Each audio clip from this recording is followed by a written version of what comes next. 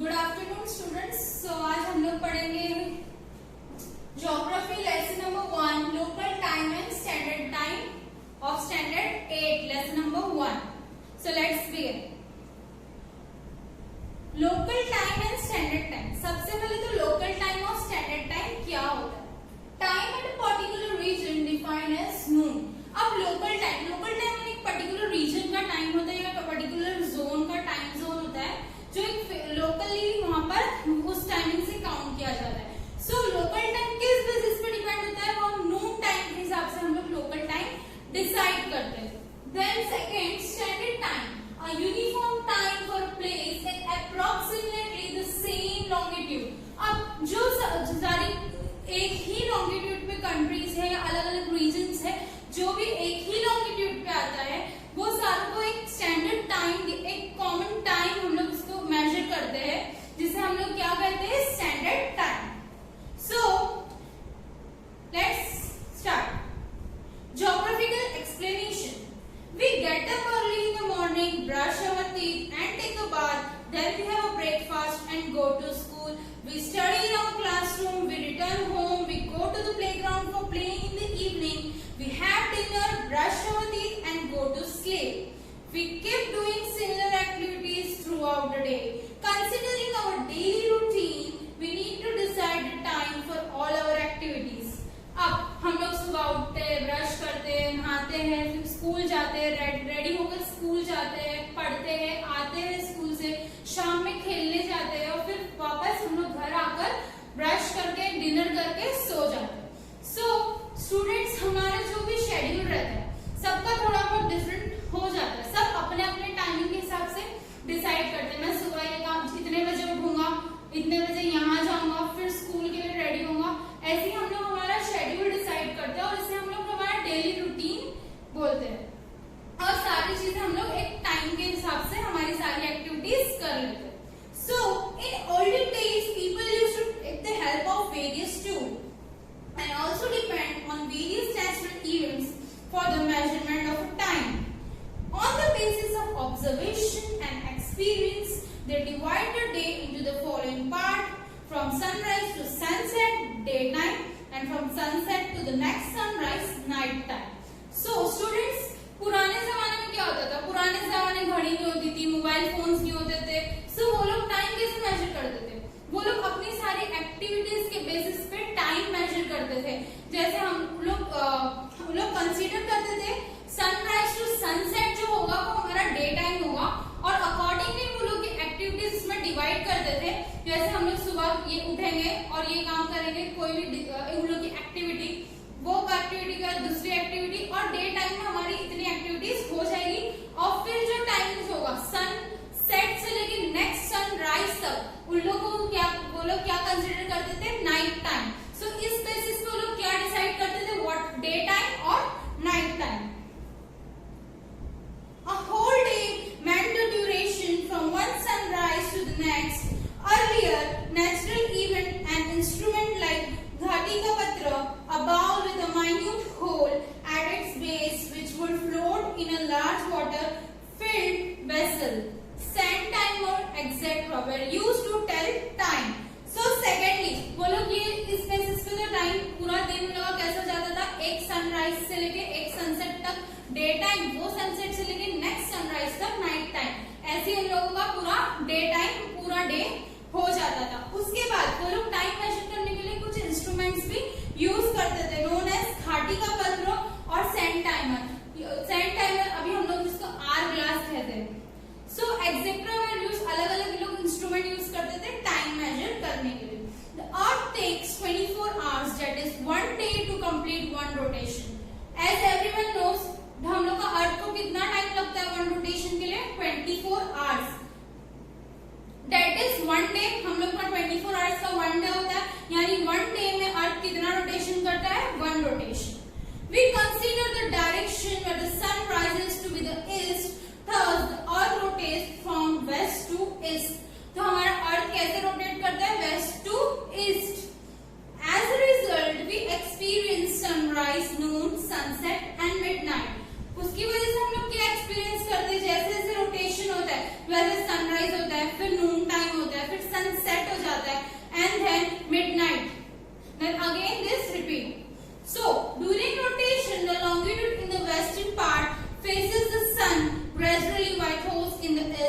experience darkness. अब rotation होता है तो अगर हमारे वेस्ट में सनलाइट मिल रही है तो ईस्ट में क्या होगा, डार्कनेस होगी, यानी वहां पर क्या होगी, night. According to the rotation day और नाइट हमारे अर्थ में होते रहेगी. So the longitude which faces the sun experience sunrise, while on other hand the one in the darkness experience sunset. जो एरिया एक्सपीरियंस कर रहा है सनलाइट, वहां पर सनराइज हो रहा है, और जहां पर डार्कनेस है वहां सन सेट हो रहा है. So while traveling in a bus we often see trees, electric poles, buildings, etc. outside the windows. They appear to be moving in the opposite direction. Actually they are stationary and our bus is moving forward. Similarly, because of the rotation of the earth we feel that the sun is changing its position from east to west daily. Example, हम लोग बस में travel करते हैं. बस में travel करते तो क्या होता है, हम लोग की बस एक ही जगह रुकी रहती है और रोड आगे पीछे होता है क्या, नहीं. हम सारी चीजें स्टेशनरी होती है, ट्रीज आजू बाजू की सारी जगह क्या होती है, रुकी हुई रहती है, बल्कि हमारी बस चलती है. सो इसी तरह जो हमारा सन है वो एक ही जगह रहता है, बट हमारा अर्थ रोटेट होता रहता है. उसकी वजह से हमें लगता है कि सन यहाँ से वहां मूव हो रहा है, बट एक्चुअल में क्या होता है, हमारा earth rotate. As same way actual में हमारी बस चलती है, आजू बाजू की चीजें नहीं.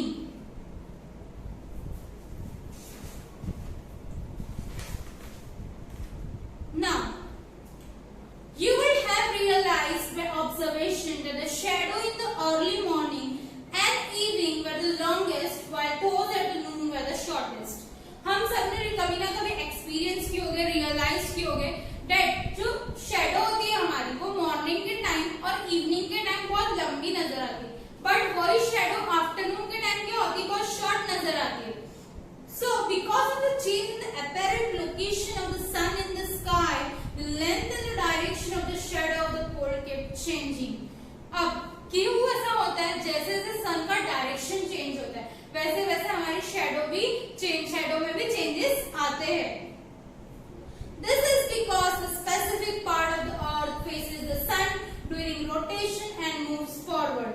We see figure 1.2. Incidentally, we also experience that it is cooler in the morning and evening and warmer in the afternoon.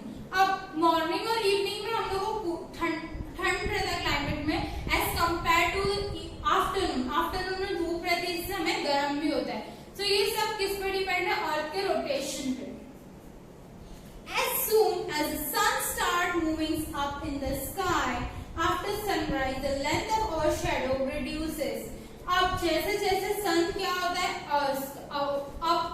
ऊपर की साइड जाने लगता है, तो वैसे वैसे क्या हो जाती है, हमारी शेडो भी छोटी होने लग जाती है.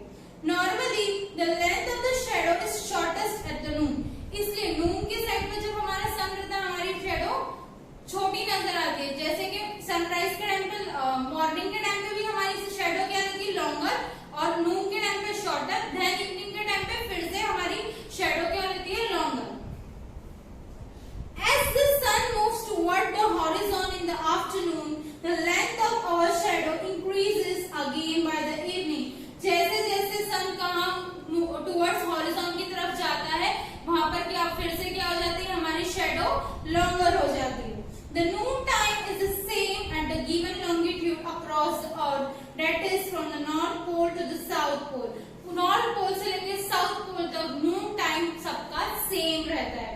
The time of a place as decided by the location of the sun in the sky is known as the local time. Local time को एक डेफिनेशन ये भी है और टेक्स्ट बुक का डेफिनेशन है, the time of a place as decided by the location of the sun in the sky is known as local time. एक जगह का टाइम जो डिसाइड होता है किस बेसिस पे, सन की लोकेशन के बेसिस पे, उसे हम लोग क्या कहते हैं, local time. So everyone just note down this, what is local time. Next, in the region lying in between the polar circles and the poles, the daytime could be more than 24 hours depending upon the season. अब क्या हो रहा है ऐसे reason पे, कौन से एक तो पोलर सर्कल्स के पास और दूसरे पोल्स के पास. पोल्स कौन से हम लोगों ने पढ़े हैं लास्ट स्टैंडर्ड में, poles north pole and south pole, और पोलर सर्कल्स के बारे में भी मैंने सबको पढ़ाई, एसआर के स्टूडेंट्स को पता ही होगा। सो मैं आपको फिर से बता देती हूँ कि पोल्स हम लोग किस बोलते हैं, नॉर्थ पोल और साउथ पोल्स को, और आर्टिक सर्कल और एंटार्क्टिक सर्कल्स को हम लोग क्या बोलेंगे, polar circle. Now the day time could be more than 24 hours depending upon the season. तो ये जो एरियाज जो बताई मैंने पोल्स और पोलर सर्कल्स के पास, वहां पर कभी कभी क्या हो जाता है, जो लोग का टाइम रहता है एक दिन का, वो कभी कभी 24 आवर्स से ज्यादा हो जाता है। क्यों? Because as the day time could be more than 24 hours depending upon the season. क्यों? क्योंकि सीजन्स भी कभी कभी वेरी होते, वैसे ही वहां पर कभी कभी क्या हो जाता है, डे टाइम ज्यादा हो जाता है because of the seasons. As a result, understanding the timing of a sunrise, noon, sunset and midnight at this places become important. इसी की वजह से वहाँ के जो टाइमिंग होता है सनराइज का, सनसेट का, नून का, मिडनाइट का, उसको स्टडी करना बहुत ज्यादा इम्पोर्टेंट होता है। At the poles, the daytime and the duration of the day last around 6 months. Poles के पास जो डे टाइम रहता है and the duration of the day कभी कभी 6 महीनों से इतना लंबा हो जाता है। To tell the time of sunrise और सनसेट और the poles, one has to consider the date when the sunrise on a specific day it moves around the horizon, and therefore here the length of a shadow cannot be considered for telling the noon time. तो ये areas में दूसरा हमें क्या important, एक तो ये timing का स्टडी करना हमें बहुत जरूरी है ऐसे एरियाज की टाइमिंग। दूसरा हम लोग वहां पर शेडो का कंसिडर नहीं कर सकते on the basis of Noon time. Different longitude have different timing for sunrise, Noon and sunset. अलग अलग लॉन्गिट्यूड्स का अलग अलग टाइमिंग होता है, सनराइज का, नून टाइम का, सनसेट का। So when it is noon at the Mumbai it wouldn't be the same at Kolkata. अब जब हमारे मुंबई में नून टाइम है तो सेम नहीं रहेगा कोलकाता में। क्यों? क्योंकि उसमें लॉन्गिट्यूड डिफरेंस है। Because Calcutta lies to the east of Mumbai, it would already be afternoon in Kolkata. क्योंकि कोलकाता मुंबई के ईस्ट में है, इसी वजह से वहां कोलकाता में ऑलरेडी आफ्टरनून हो चुकी होती है। The local time of a place on the earth surface is determined with the reference to its noon time. Local time जो अर्थ सरफेस का है वो किस बेसिस पे डिसाइड होता है, नून टाइम के बेसिस पे डिसाइड होता है। So it implies that the place lying on the same longitude have the same local time. जो places एक ही longitude पे है, जितनी भी places है वहाँ पर same local time होगा, और अगर longitude change हुआ तो वहाँ पर timing भी difference होगा। That is not difficult when local time is used for a small area. When people living in a larger area across different longitude have to interact with each other, then using the local time could lead to the chaos and confusion. In such cases, using the local time is not convenient. So हम लोग local time कहाँ इस्तेमाल कर सकते हैं? जहाँ हमारा region छोटा है, एरिया छोटा है, सेम longitude पे हमारा region आ रहा है, पर जहाँ जहाँ एरिया बहुत ज्यादा बड़ा होता है तो वहाँ पर कभी कभी दो longitudes के बीच में भी वो एरिया आ जाता है, तो दोनों longitude, इस longitude से लेके इस longitude तक लगा क्या हो जाता है, टाइमिंग डिफरेंस हो जाता है। तो ऐसे में कुछ भी लोगों को ट्रांजैक्शन वगैरह करने में बहुत ज्यादा प्रॉब्लम हो जाती है और कंफ्यूजन क्रिएट होती है। सो ऐसे एरियाज में लोकल टाइम कंसीडर करना सही नहीं रहता है। So I will explain you with some example about the local times. Now the local time of a place can be calculated with the reference of the time at the prime meridian. Example given below. I will explain you with example. Example number 1.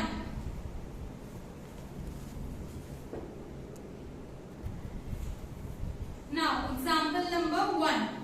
Mashhad, a town in Iran, is located on the 60° east longitude. When it is noon at Greenwich, calculate the local time of Mashhad town. यहाँ हम लोगों को क्या करना है? सबसे पहले हम लोगों को क्या दिया हुआ है? मशाद एक टाउन है ईरान का, जहाँ पर लोकेटेड 60° ईस्ट लॉन्गिट्यूड पे जो लोकेट करता है। When it is noon at Greenwich, अब ग्रीनविच में कौन सा टाइमिंग है? नून टाइमिंग है। Calculate the local time of Mashhad town.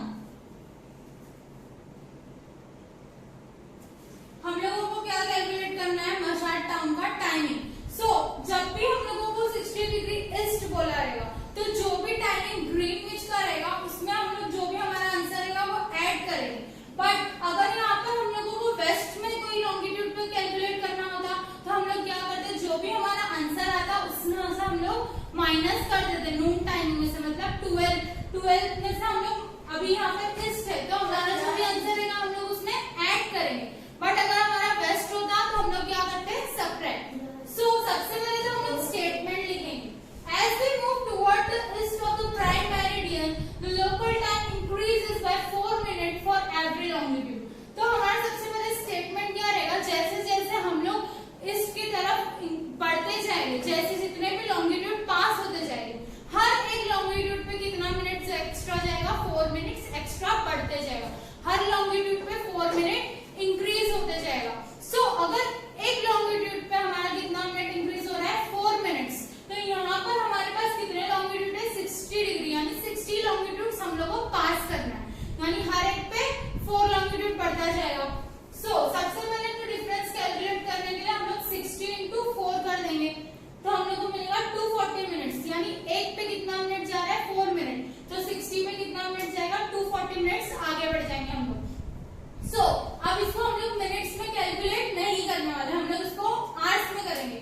तो डिवाइडेड बाय 60 कर देंगे तो हम लोग को पता चल जाएगा कितना आवर्स होता है, यानी 4 hours.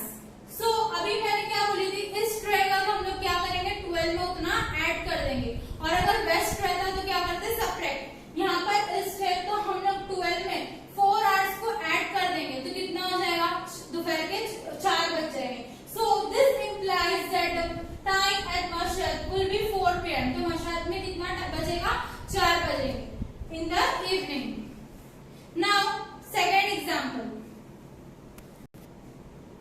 So second example, Manaus city in Brazil is located on 60 degree west longitude. What will be the local time at Manaus when it is 12 noon at Greenwich? अब सेम क्वेश्चन है, बस हम लोगों को यहाँ पे क्या दिया हुआ है, 60 डिग्री वेस्ट। जैसे अगर हम लोग इसकी तरफ बढ़ रहे थे तो हर लॉन्गिट्यूड पे 4 मिनट्स ऐड कर रहे थे। अब हम लोग वेस्ट की तरफ आएंगे तो हम लोग क्या करेंगे, हर लॉन्गिट्यूड पे 4 मिनट्स डिडक्ट करेंगे। सो स्टेटमेंट हमारा एज इट इज रहेगा, as we move toward the west of prime meridian the local time decreases. पहले हम लोगों ने क्या लिखे थे, तो local time increases by 4 minute for every longitude. अभी हम लोग लिखेंगे the local time decreases by 4 minute for every longitude. The difference between the longitude of Greenwich and Manaus is 60 degree। अब लोगों के longitude के बीच में कितना डिफरेंस है, 60 डिग्री। So 60 सेम हम लोग कैलकुलेशन करेंगे, 60 into 4 is equals to 240 minutes is equals to जो भी मिनट्स रहेगा उसको हम लोग डिवाइडेड बाय 60 करेंगे ताकि हम लोग को क्या मिल जाए, आवर्स मिल जाए। अब यहाँ पर हमारे 4 आवर्स तो मिल जाए, बट ये 4 आवर्स को हम लोग ऐड नहीं करेंगे। अब हम लोग क्या करेंगे, सबट्रैक्ट। अब सबट्रैक्ट करेंगे तो हम लोगों को टाइमिंग मिल जाएगा मनाउस का। This implies that the time at Manaus will be कितना रहेगा, 12 में से 4 माइनस कर देंगे तो कितना बचेगा, 8 PM। सो यहाँ पर आज का हमारा सेशन कंप्लीट होता है। हम लोग नेक्स्ट सेशन में इसके आगे का पार्ट पढ़ेंगे। यहाँ आज के लिए इतना ही।